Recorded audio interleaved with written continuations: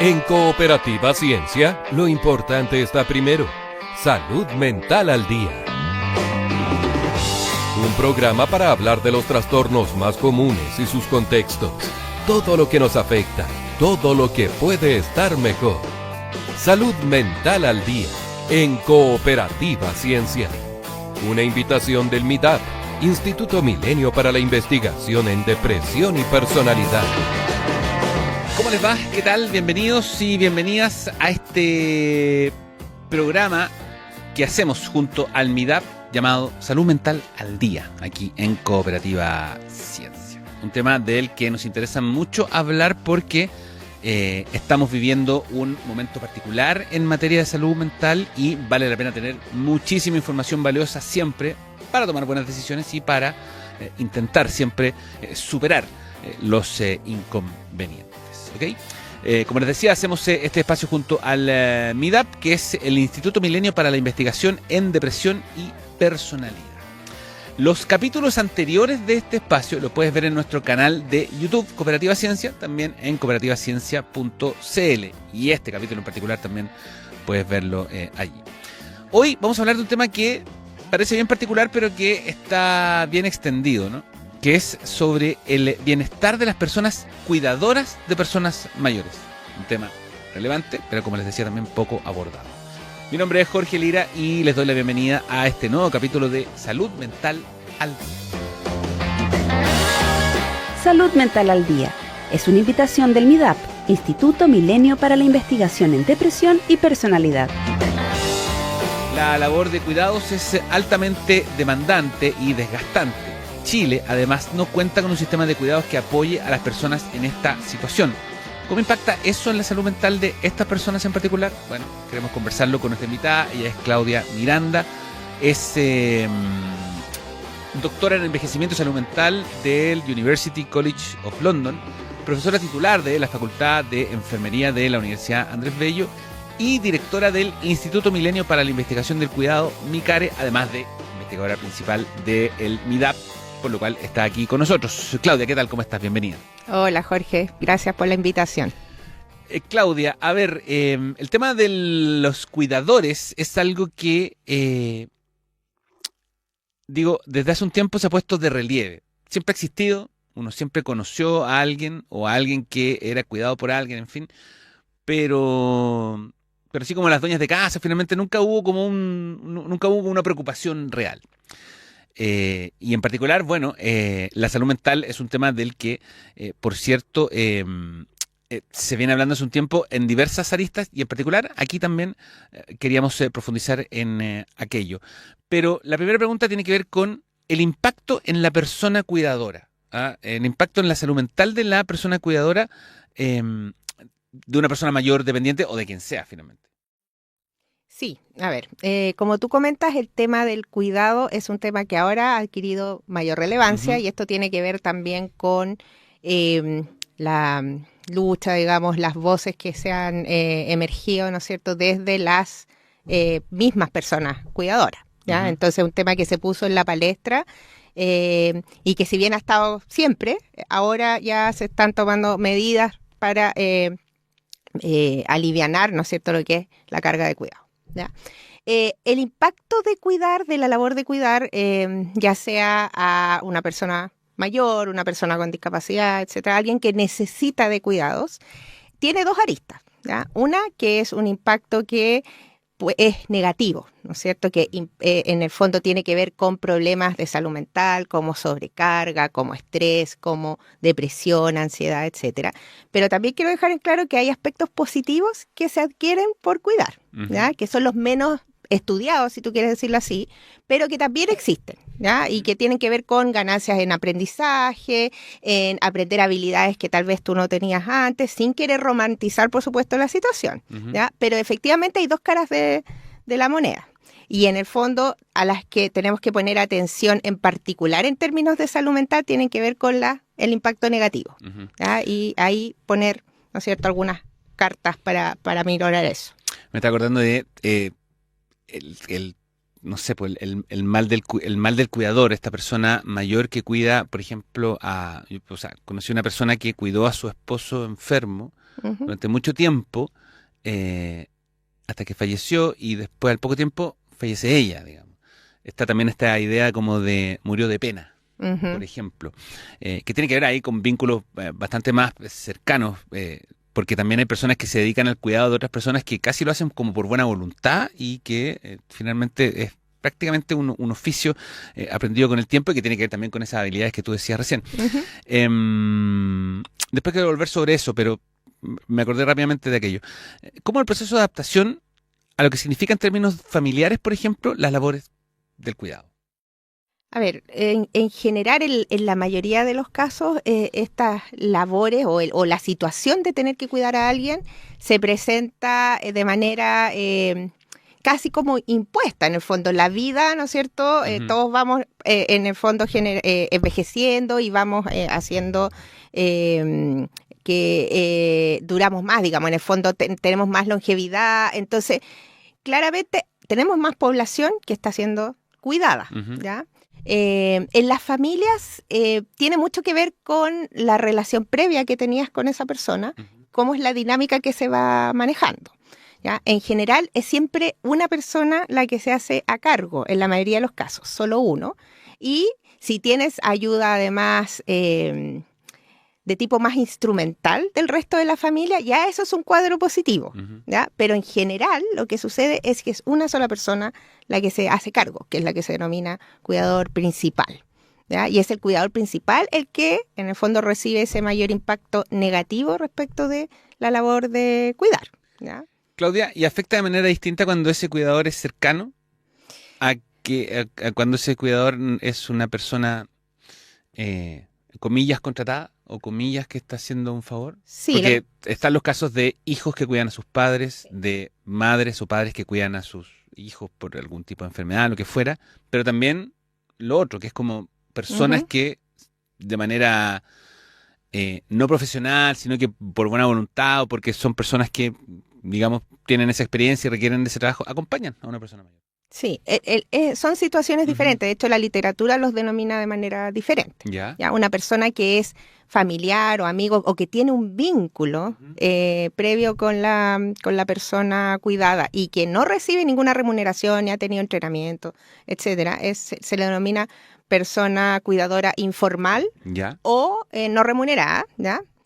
Y a los que sí tienen un entrenamiento previo o sin tener entrenamiento previo son personas que no tienen un vínculo directo con la persona cuidada, son los cuidadores formales. ¿Ya? Y estamos hablando ahí de las personas tanto como que están institucionalizadas Ujú. y que reciben cuidado, como también el caso que tenemos acá en Chile harto, que a veces la nana que trabajaba en la casa se le paga, ¿no es cierto?, una plata para que además cuide a la persona Ujú. mayor que está ahí, etcétera. Pero que no necesariamente, a pesar de estar recibiendo una remuneración, han sido entrenadas para cuidar, Ujú. ¿ya?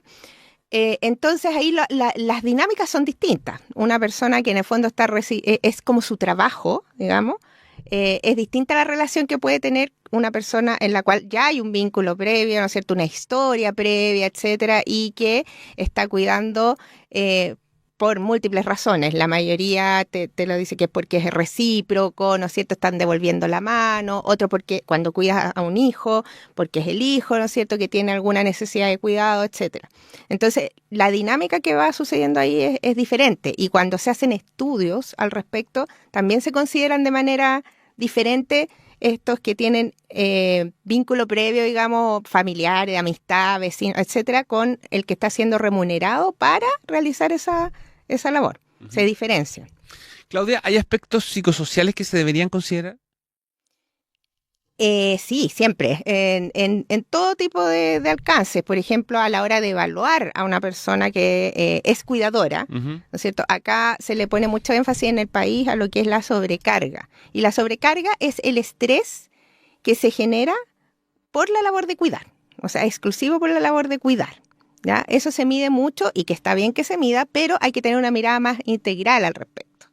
En las evaluaciones deberíamos mirar también sintomatología depresiva, sintomatología ansiosa, que también son aspectos súper importantes a la hora de evaluar la calidad de vida que tiene la persona que cuida.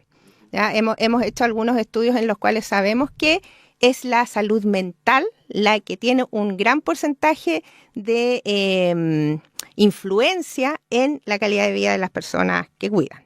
¿Ya? Más que otros factores que también están, los físicos, ¿no es cierto? Pero lo psicosocial tiene una gran importancia a la hora de cuidar.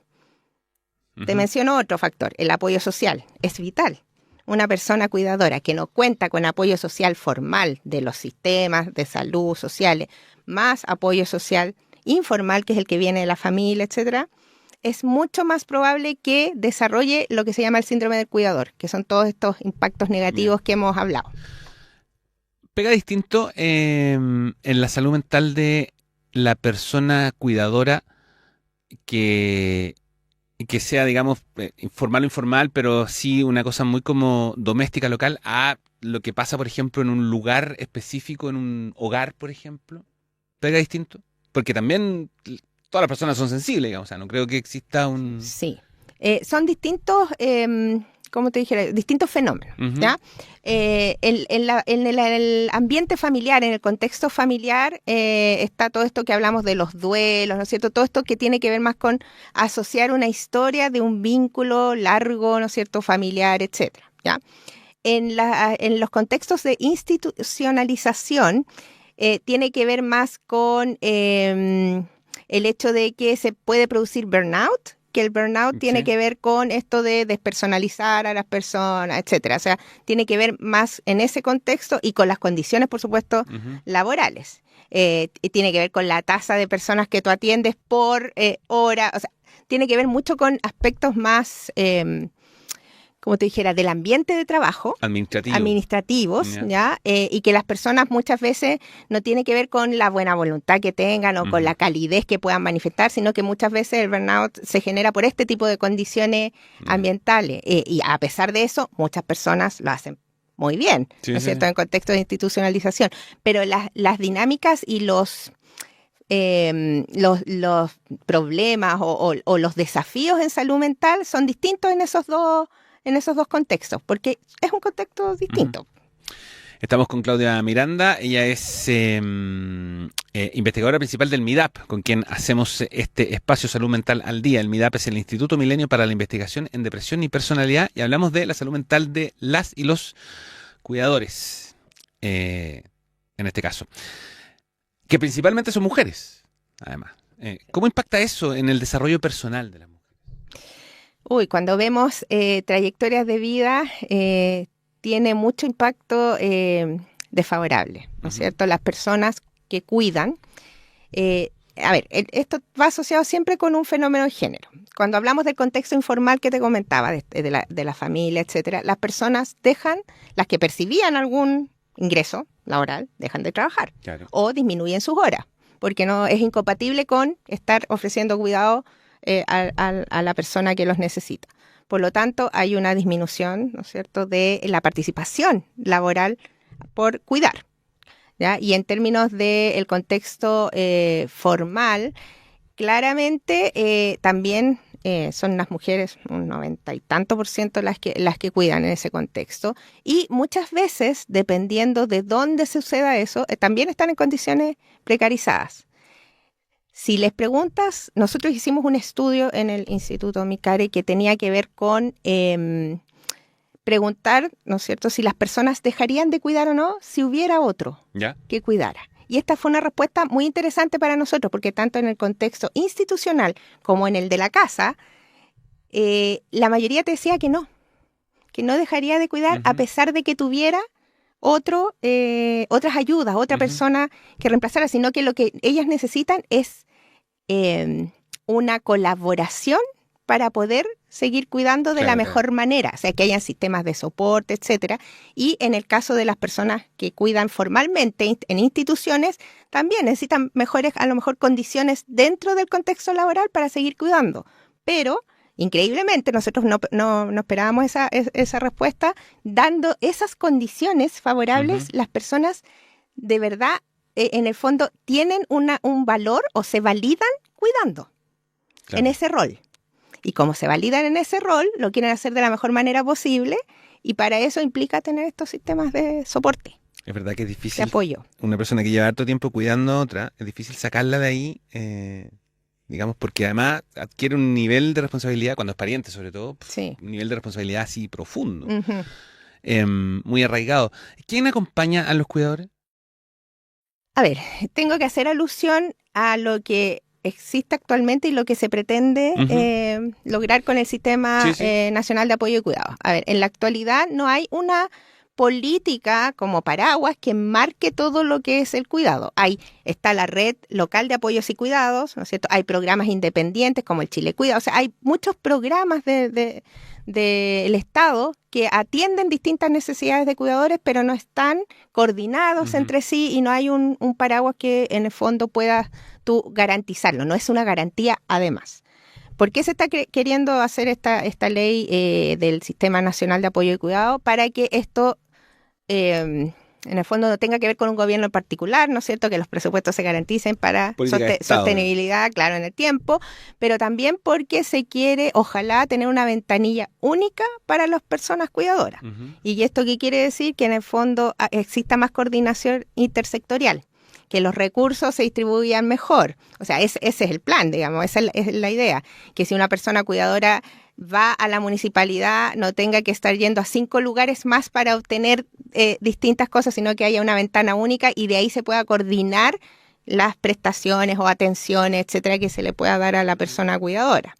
Lo mismo pasa con la credencial, que siempre hago el llamado cuando puedo, que hay que inscribirse para la credencial de cuidadoras, porque claro, a lo mejor en este momento no está teniendo la efectividad que debiera tener, como por ejemplo que tú pases directo de una fila, que cuando tú vas al consultorio te den prioridad, pero no cumple solo ese rol. El punto es que si el Estado no puede cuantificar quiénes se están cuidando, difícilmente va a poder informar políticas públicas. Entonces es importante, a pesar de que uno diga, pucha, a lo mejor no está funcionando al 100% esta credencial, es importante que cada vez más podamos acceder, digamos, el Estado puede acceder a saber quiénes son los que están cuidando, ¿ya? Claudia, yo creo, para la última pregunta quiero agregar 2 temas más, o dos puntos más, aparte de lo que tú ya acabas de decir. El primero es que existen empresas de cuidadoras, gente que agrupa personas que tienen la voluntad, la experiencia y que, de acuerdo a ciertos perfiles, van y acompañan a personas mayores. Y por otro lado, quiero agregar que hay como política de Estado, digamos, en términos de política de vivienda y de urbanismo, el Ministerio de Vivienda ya hace un buen rato que está construyendo barrios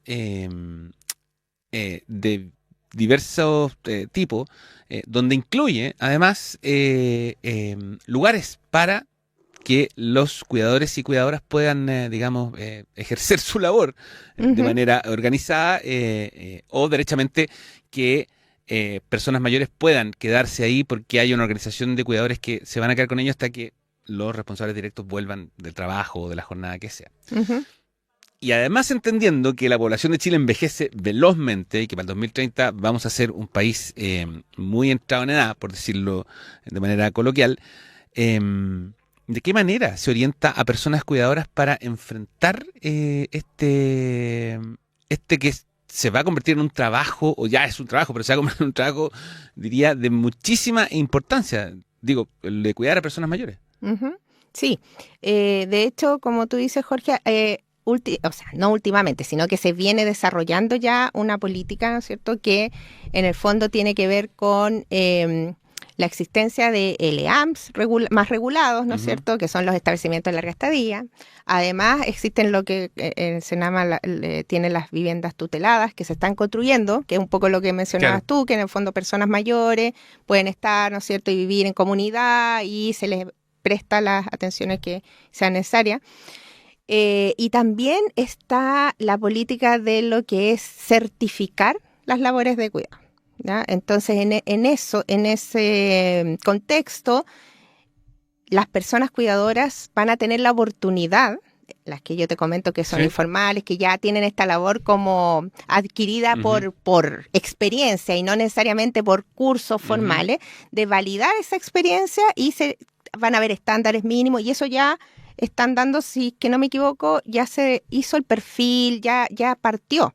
¿Ya? Está como establecido. Ujú. Entonces, la idea es que de aquí en adelante las personas se puedan certificar en esta tarea de cuidado, porque claramente vamos a necesitar muchas más personas Claro. cuidadoras certificadas, y el Chile Valora está haciendo eso. En el fondo, el Estado está certificando personas que se dediquen a esta labor Ujú. para que no suceda que exista mucho o poca, en el fondo, regulación al respecto. O sea, Claro. ahora muchas personas pueden cuidar a otras sin tener ningún entrenamiento y eso también puede generar consecuencias negativas. Por último, y para cerrar la conversación, si tú tuvieras que recomendarle algo a una persona cuidadora que quisiera como profundizar, que vio este capítulo y que quisiera profundizar o prepararse más, en fin, y no necesariamente mandarlo a estudiar psicología, digamos, sino que acceder a material, qué sé yo, didáctico que le permita entender o profundizar o conocer, qué sé yo, conceptos que le sean útiles. ¿Dónde va? ¿Dónde podría ir? Uy, hay varias guías que Ujú. pueden orientar a los cuidadores que se han hecho acá en ¿Ya? Chile. ¿Ya? A ver, pueden visitar en la página del Senama, Ujú. está una guía que es destinada al autocuidado de cuidadores. En la página de que no sé si es página, pero la unidad de memoria de la Universidad de Chile, Ujú. también creó ahora para cuidadoras de personas con demencia en particular, una Ya. guía muy útil. ¿Ya? Y yo creo que eso, si van a la página de la Ujú. Universidad de Chile, envejecimiento, lo van Ya. a poder encontrar. En el Instituto Milenio Micare también tenemos, en el fondo, orientación que les puede servir para distintas cosas, como por ejemplo, tenemos boletín, también tenemos dónde ir, acudir en caso de que necesite ayuda de salud mental, etcétera. ¿Ya? En el caso de cuidado en particular. Y yo creo que esas son como, en el fondo, guías de autocuidado que son importantes para ellos y que también los orientan dónde acudir. Entonces, creo que eso es importante. Siempre, si yo tuviera que decir algo así como para cerrar, que las personas cuidadoras no pueden estar solas. Tienen que buscar ayuda. Yo sé que eso hay que invertir energía, pero estar solo no es bueno porque, en el fondo, todo este impacto negativo se lo lleva una sola persona. Y con esto sí que cierro. Sí, dale. Con esto sí que cierro, porque efectivamente las personas cuidadoras no pueden estar solas, tienen que recurrir, pero también tienen que autoconocerse, digamos. Y vuelvo al punto inicial, al primer comentario acerca de las personas, murió de pena o el síndrome del cuidador. ¿A qué tienen que estar atentos los cuidadores para darse cuenta de que están entrando en un camino que podría terminar mal, digamos? Porque más allá de la salud mental también está la salud física, digamos, que finalmente que también muchas veces proviene de los problemas de salud mental, el deterioro cognitivo, en fin, la acumulación, qué sé yo, de sentimientos negativos, de pena, lo que sea, digamos, o hasta el estar mucho tiempo sentado, lo que fuera. Sí. Digamos, ¿cuáles son los signos a los cuales estar atentos de parte de los cuidadores, en este caso, respecto a su salud mental? Sí. Para ir y pedir ayuda. Sí, no es muy diferente de lo que podemos decirle a la población general. En el fondo, problemas para dormir, problemas de sueño, problemas en la alimentación, el no querer comer o el comer mucho, que también es una cosa que tiene que ver con ansiedad, ¿no es cierto? El rumiar, que quiere decir pensar constantemente en la situación que te genera estrés y significa, ok, tengo que trabajarlo, tengo que buscar ayuda. O el tener mucha pena, que implique no tener energía para levantarte o hacer las cosas. O el hacer las cosas, como se diría en un lenguaje coloquial, como robot. Estar haciendo cosas que en el fondo tú no le encuentras sentido, las haces porque no tienes otra opción, etcétera. Y entras en ese círculo vicioso. Y yo diría que eso es lo más importante. Y él también es un signo, yo creo, de buscar ayuda, el que tú mires y digas, estoy solo en esto. Claro. Y no hay nadie más que esté escuchándome ni ayudándome de ninguna forma. Yo creo que la primera opción ahí es o acudir a la municipalidad, que tienen ahora hay muchos centros de día para ayudar a las personas cuidadoras, o a tu CEFAM.